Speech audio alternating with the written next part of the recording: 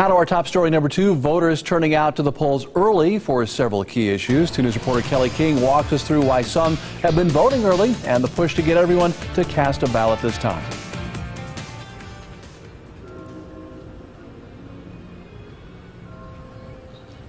The Montgomery County Board of Elections says about 3,300 people showed up in person to vote early. Officials say there are several key issues driving people to the polls, and they believe that voter turnout will be much like it was a few years ago when Senate Bill 5 was on the ballot.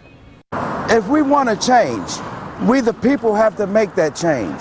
On this day before Election Day, voters line up inside the Montgomery County Board of Elections, making sure their ballots count. I feel like if you don't take advantage of the voting, then you really have no business, being upset about the outcome. I think one of the big driving forces are the state issues 1, 2, and 3, and then the other countywide issue, which is Sinclair Community College. Among the issues driving voters to the polls early, marijuana. Marijuana, recreational marijuana, I call it, distorts your judgment, just like alcohol does.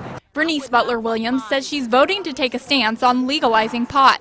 I'm very much against the marijuana. Thomas Maddox is on the other side. Being my age, you tried a lot of things.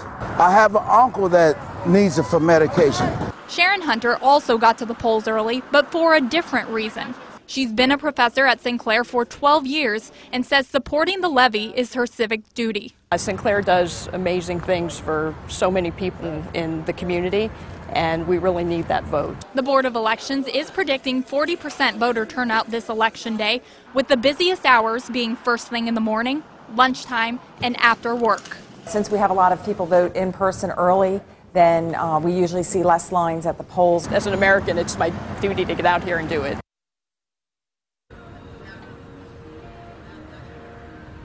And polls open tomorrow at 6:30 a.m. They close tomorrow night at 7:30. Officials want to remind you, don't forget a valid form of ID with your name and current address. Reporting live in Dayton, Kelly King, 5 on 2.